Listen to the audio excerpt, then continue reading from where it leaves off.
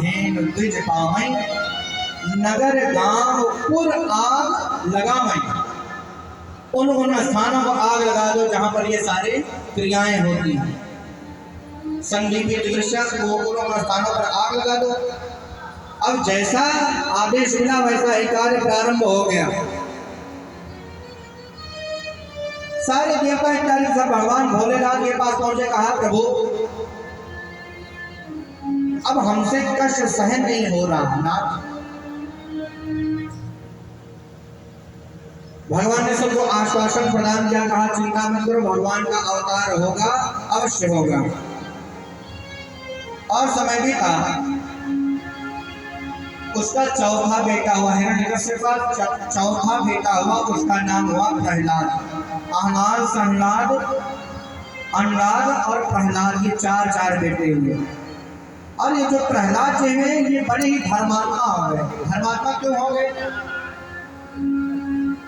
दंभदानव की बेटी है कयाद, जो कि हिरण्यकश्यप की पत्नी है। जब हिरण्यकश्यप मंदराचल पर्वत पर गया था तपस्या करने के लिए, ऐसा सोच कर कयादों का हरण करके ले जा रहे थे, तब तक रास्ते में देवर्षि नारद जी मिले। नारद जी ने कहा, अरे देवराज जी, तुम इतने बड़े स्वर्ग के राजा हो और तुमको ये छोटा सा घृणित कार्य करके लज्जा का अनुभव नहीं हुआ? इसको छोड़ दो। बात समझ में आ गई, वहीं पर छोड़ दिया, चले गए अपने अमरावतीपुरी। तो उस समय देवर्षि नारद जी कयाद को लेकर के चले आए।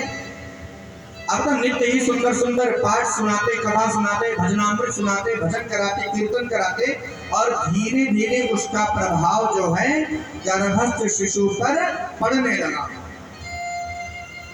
आज भी यही बात है, जो माता लोग जब गर्भ में बालक आ जाता है तो मैया लोग को चाहिए खूब पूजन पाठ करेंगे। ये नहीं कि खूब रील्स देखिए, रील्स नहीं, पिक्चर ना देखे भैया, खूब पूजा पाठ करें। खूब पूजा पाठ जितना करेंगे उतना ही धर्मात्मा पुत्र या पुत्री पैदा होगा।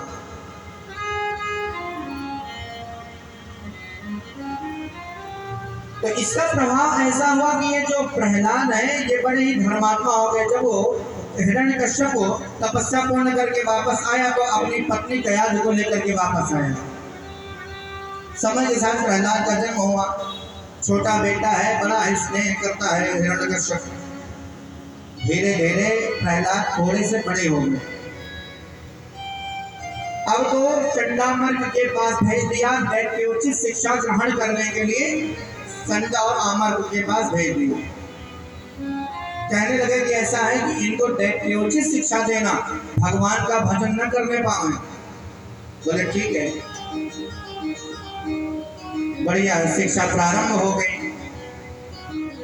एक दिन संडामर्क लेकर के बालक को आए थे राज दरबार में। अपने पुत्र को देख करके इसका वात्सल्य प्रेम उमड़ा और उठा करके गोदी में बैठा लिया। गोदी में बैठा करके मुख चूमा, सिर चूमा और पूछने कहा, बेटा इतने दिन से तुम गुरुकुल में गए थे, क्या सीखा, कुछ हमको भी तो बताओ, इतने दिन क्या पढ़ा? बतलाने लगी। क्या बताया?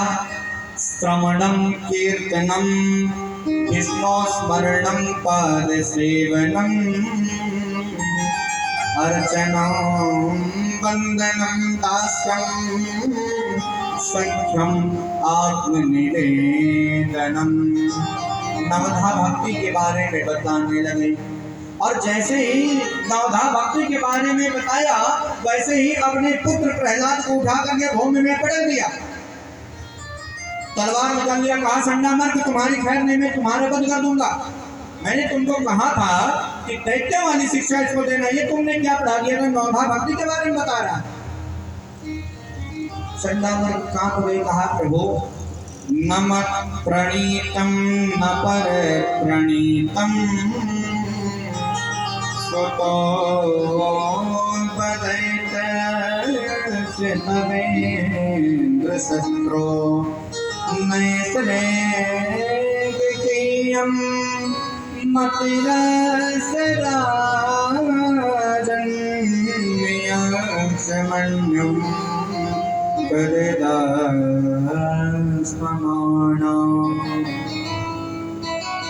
कहा प्रभु ये मैंने इसको नहीं सिखाया है, ना किसी अन्य बालक ने सिखाया है, ना किसी अन्य गुरु ने सिखाया है। नमक प्रणीतम न परट प्रणीतम सुतो बने तस्य तमेंद्र शत्रु। हो सकता है आपका शत्रु इंद्र ही चुपके से आकर के सिखा गया, लेकिन मैंने तो कदापि नहीं सिखाया। और हमको तो लगता है इसकी बुद्धि प्रारंभ से ही, जब ये पैदा हुआ उसकी बुद्धि पहले से ही ऐसी है, किसी ने बताया नहीं है। तुरंत ही अपने दासों को आदेश दिया, कहा ये मेरा बेटा नहीं सुनता, इसका वध कर दो। सारे अनुचर आए, जैसे ही खड्ग का उपयोग किया वो हाथ जोड़ करके खड़ा है। प्रहलाद हाथ जोड़ करके खड़ा हो गया। कहा पिताजी मेरी मृत्यु नहीं होगी, मेरी मृत्यु नहीं हो सकती, क्योंकि कण कण में परमात्मा विद्यमान है, भगवान नारायण विद्यमान है।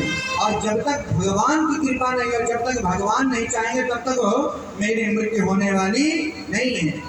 आप कितना भी प्रयत्न कर लीजिए, सारे आयुध विफल हो गए। तब तक वहां पर कुछ ब्राह्मण लोग उपस्थित थे। राज दरबार ने उन ब्राह्मणों को आदेश दिया, कहा ऐ ब्राह्मण देवता कृत्या का उपयोग करो। कृत्या का, ये जो कृत्या है ना, एक प्रकार का प्रयोग होता है। जैसे गांव में सुने तो कहते भैया फलाने के ऊपर डांड कर दिया था, कि एक प्रकार का एक प्रयोग होता है कृत्या।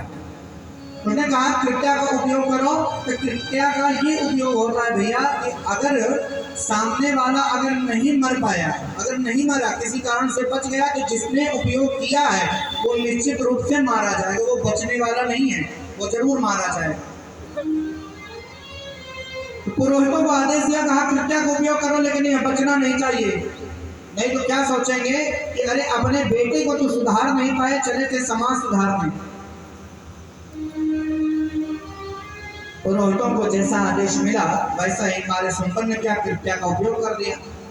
अब वो कृत्या मानो की मूर्तिमान हो गई, और जैसे ही प्रहलाद जी को स्पर्श करी कृत्या वापस हो गई, और वापस होते ही जितने भी पुरोहित थे वो सबके सब मारे गए।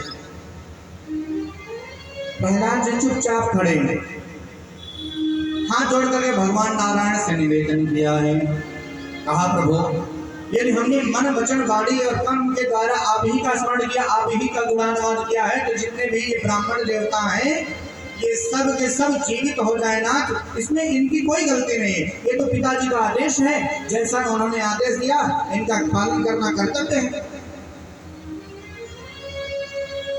सारे पुरोहित जीवित हो गए और इनको खूब आशीर्वाद देते हुए सब उस सभा को छोड़ करके निकल गए। अब इनको अपने प्राणों का भय नहीं है। बोले ये प्राण तो प्रहलाद के कारण मिला है, ये अपने प्राणों का भय टाल के निकल गए उस सभा के बाहर।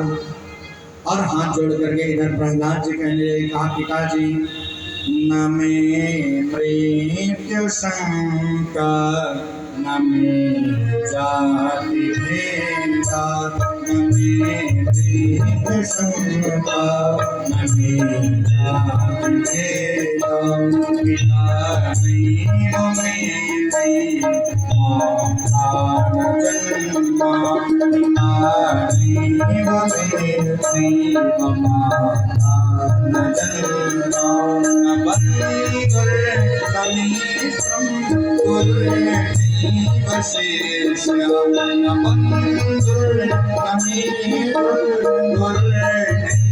वशेष, चिदानंद रूप शिवोहम शिवोहम, चिदानंद रूप शिवोहम शिवोहम, चिदानंद रूप शिवोहम शिवोहम।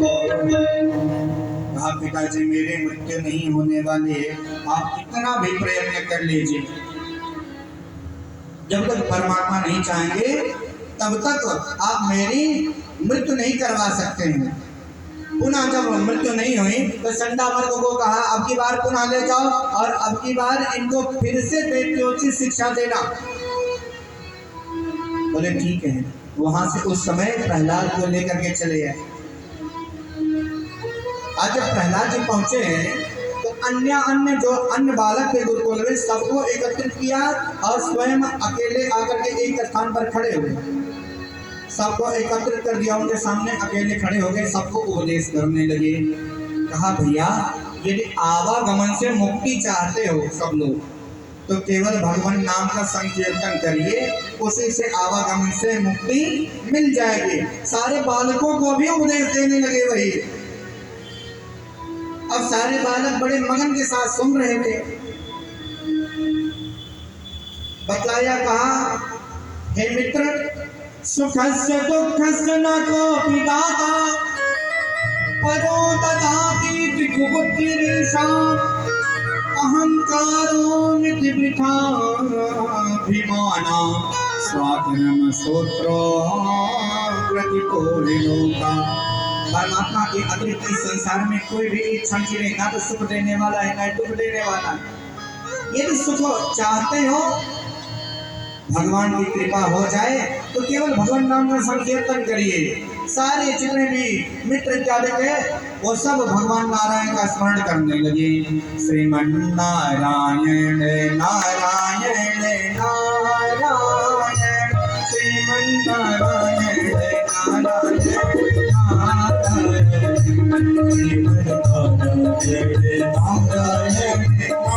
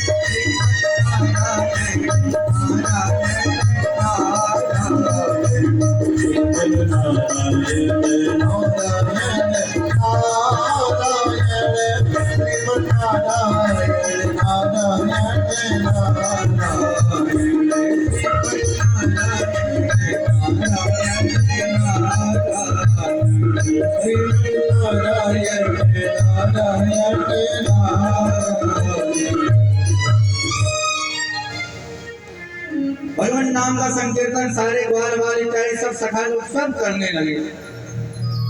सब वहीं पर नाच रहे नारायण नारायण करके। गुरु जी आए वो भी नाचने लगे। तब तक हिरण्यकश्यप पीछे से पहुंच गया। सब सारी सभा सन्नामन में चुपचाप सब खड़े हो गए। हिरण्यकश्यप ने अपने सैनिकों को आदेश दिया, कहा ले जाओ इसको ऊंची वाली कंदरा से नीचे ढकेल दो, नीचे फेंक दो, तब तो मृत्यु को प्राप्त होगा। ले जाकर के ऊंची वाली शिखर से छोड़ दिया नीचे। भगवान नारायण ने अपने कमल दल को भेज दिया, मानो किसी पंखुड़ी पर धीरे से गिर पड़े, आराम से गिरे, पुनः बच गए। सांपों से भरे हुए कमरे में डलवा दिया। सर्पों ने उनको स्पर्श तक नहीं दिया, बच गए। हाथी के नीचे कुचलवा दिया कि हाथी के नीचे फिर तो अब तो मार जाएंगे। हाथी ने अपने सूंड से इनको अपने पीठ पर बैठा दिया। हिरण्यकश्यप देखता रह गया। जितने भी आयुध थे सब के सब विफल हो गए। सहसा इसको याद आया, इसकी एक बहन है ढूंढा जिसको होलिका कहते हैं। होलिका को बुलाया, कहा अरे बहन तुझे तो ब्रह्मा जी का वरदान है, तू अग्नि में नहीं चलेगी तो तुम मेरे एक काम कर दे। बोले बताओ मुझे क्या काम है। बोले चिता लगवाओ और चिता में मेरे इस बेटे को लेकर के तू बैठ जा, जिससे यार जल करके भस्म हो जाएगा। बोले ठीक है चिता लगाएंगे। अग्नि प्रज्वलित हुआ। वो जैसे ही अग्नि में लेकर के गई, थोड़ी देर तक वो हंसता रहा, बड़ा आनंद है, अब की बार जरूर मारा जाएगा मारा जाएगा। लेकिन कुछ देर बाद हाहाकार मच गया। होलिका स्वयं जल गई और जलने के बाद जैसे देखा कि अब तो वो राख की ढेरी में परिणत हो गए। उसके जलने के बाद प्रहलाद जी अग्नि से बाहर आ गए, निकल आए बाहर। देखकर ब्रह्मा जी को भला बुरा कहने लगा।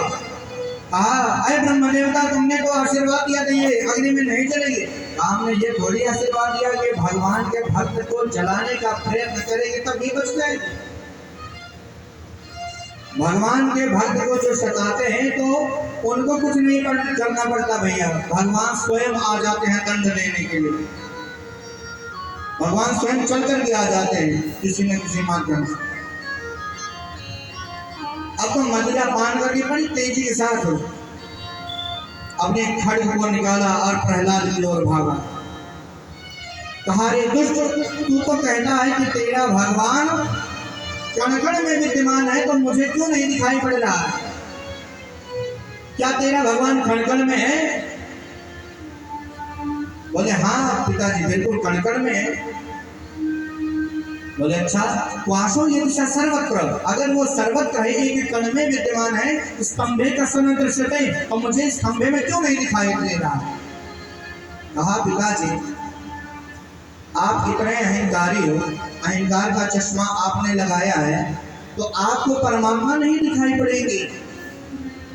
आप तो मदिरा पान करके आ रहे हैं। और पिताजी मैं आपको सत्य बताऊं कि जाम पर जाम पीने से क्या फायदा, जाम पर जाम पीने से क्या फायदा, रात बीती सुबह को उतर जाएगी।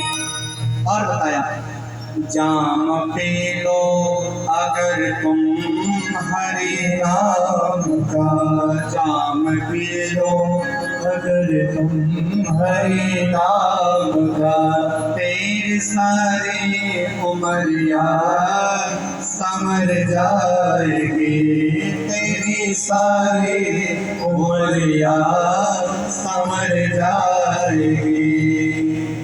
पिताजी आपको नहीं दिखाई पड़ेंगे परमात्मा, क्योंकि आप अहंकार का चश्मा धारण किए हैं। बोले क्या तेरा भगवान इस खंभे में है? अब वास्तव में प्रहलाद जी कभी सोचने लगे कि मैं क्या बताऊं, इस खंभे में है कि नहीं है।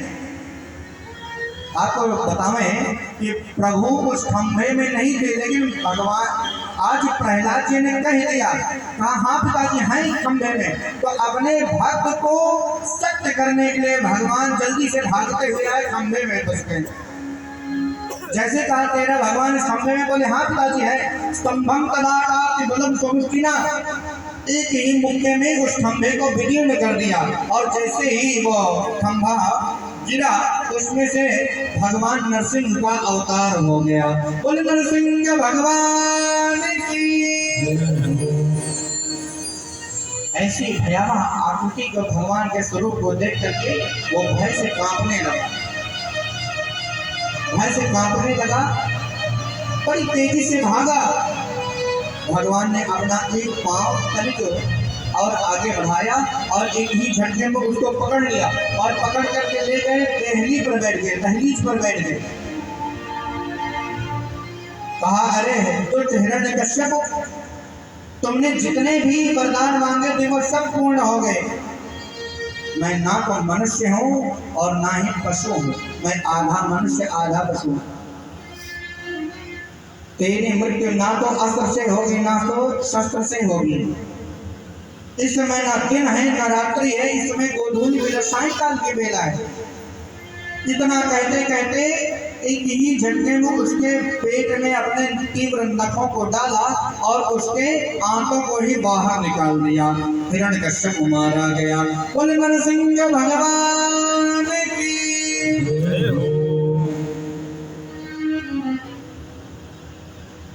हिरण्यकश्यप मारा गया, उसकी आंतों को खींच लिया बाहर, अपने गले में लपेट लिया, लपेट करके गए और सिंहासन पर बैठ गए। सारे देवता भगवान के पास आए, अनुनय विनय करना चाहते। भगवान को ऐसे स्वरूप में आज तक कभी देखे नहीं थे और कल्पना तक नहीं किए थे कि ऐसा स्वरूप भगवान का होगा। सारे देवता देख करके ही भयभीत हो गए। किसी ने कहा भाई देखो जाओ और माँ लक्ष्मी जी को लेकर के आओ, वही मनाएंगे तो हो सकता है परमात्मा मान जाए।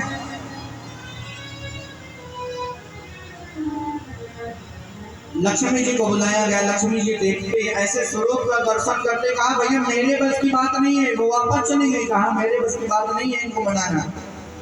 तब सारे देवताओं ने प्रहलाद जी को ही आगे कर दिया। कहा जाओ तुम ही अब मनाओ, उनकी स्तुति गान करो। प्रहलाद जी और आगे बढ़े, हाथ जोड़ करके निवेदन करते हैं, कहा हे नाथ मैं तो तुच्छ बालक हूँ, मैं भला आपके विषय में कहाँ जान सकता हूँ। निवेदन करते हैं, कहा है नाथ मेरा कोई न सहारा बिन तेरे, ओ मेरा कोई न सहारा बिन तेरे, घनी श्याम समरिया मेरे, मेरा कोई न सहारा बिन तेरे, घनी श्याम समरिया मेरे, मेरा कोई न सहारा बिन तेरे, घनी श्याम समरिया मेरे, मेरा कोई न सहारा बिन तेरे, घनी श्याम समरिया मेरे, घनी श्याम समरिया मेरे, घनी श्याम समरिया मेरे, घनो श्याम समरिया मेरे, घनो श्याम समरिया मेरे, मेरा कोई ना मेरा कोई ना सहारा तेरे, घनी श्याम समरिया मेरे, मेरा कोई न सहारा बिन तेरे, घनी श्याम समरिया मेरे, मेरा कोई न सहारा बिन तेरे, घनी श्याम समरिया मेरे, मेरा कोई न सहारा बिन तेरे, घनी श्याम समरिया मेरे। भक्तवत्सल भगवान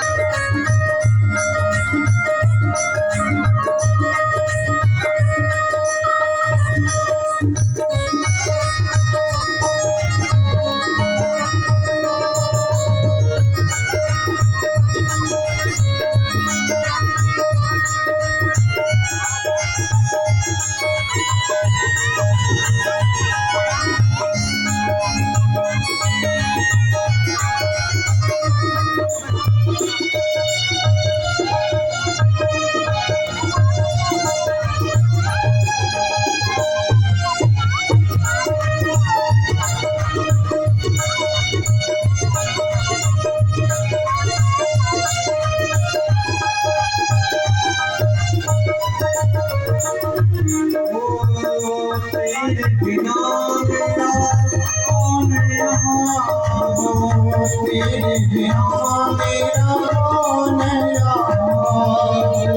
छोड़ कर कहाँ प्रभु छोड़ तुम्हें हम जाए कहाँ, तेरे बिना मेरा कौन यहाँ प्रभु छोड़ तुम्हें हम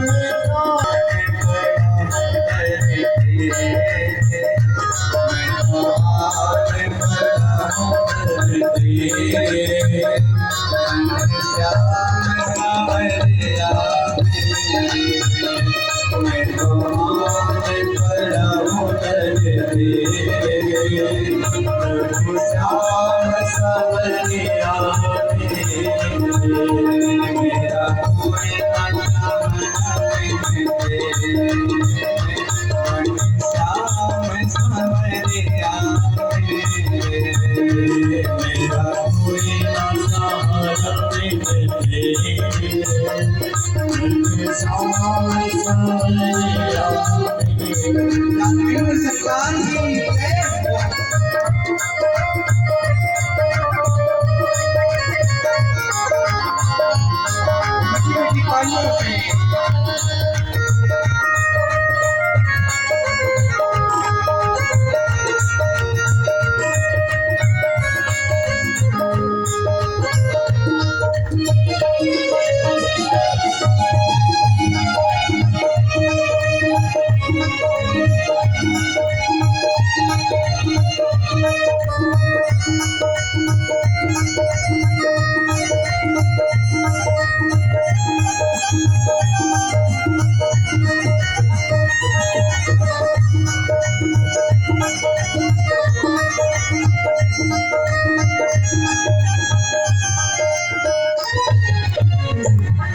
की जन्म लिया जग में आया,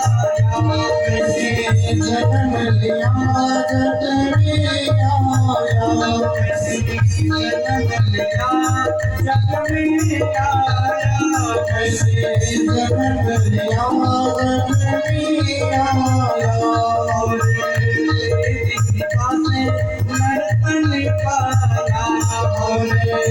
तेरी कृपा से नर्तन पाया, तेरी कृपा से मैंने तुम्हें पाया, तूने उपकार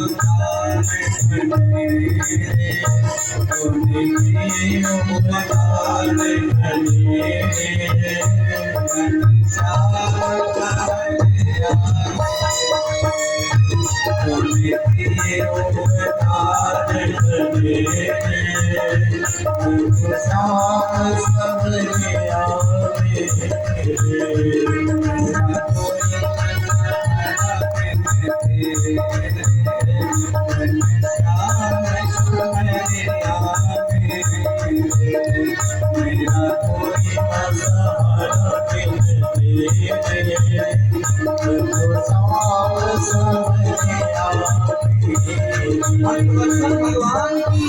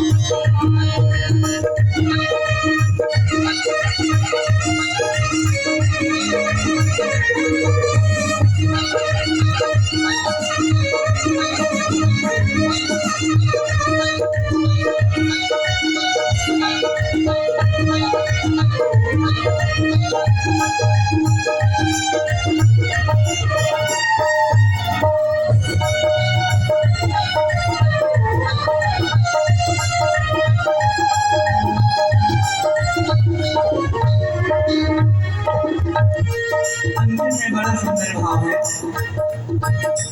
मेरे नैना कब से बरस रहे, मेरे नैना कब से बरस रहे,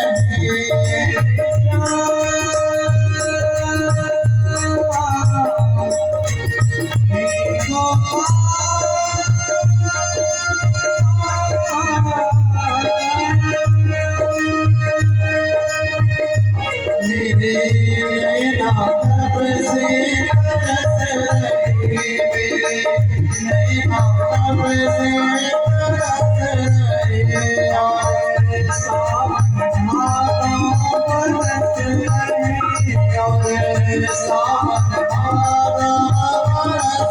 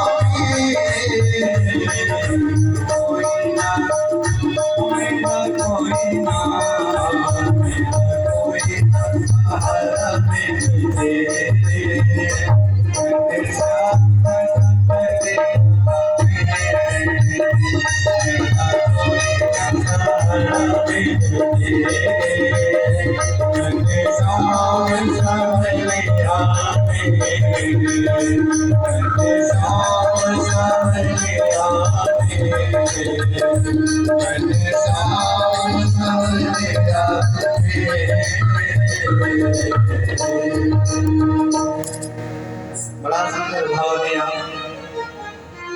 प्रहलाद जी गए, बड़ा अनुनय विनय किया, जैसे जैसे गान किया, भगवान ने उठा करके सीधे अपने गोदी में बिठा लिया। प्रहलाद जी को गोदी में बिठा लिया, मुखमंडल चूमा, सिर चूमा, कहा पुत्र मुझे आप क्षमा कर दीजिए। आज भगवान प्रहलाद जी से क्षमा मांग रहे हैं। कहा पुत्र, बोले प्रभु प्यारे प्रिय कोमल तिहारे अंगा, असुर ने मारे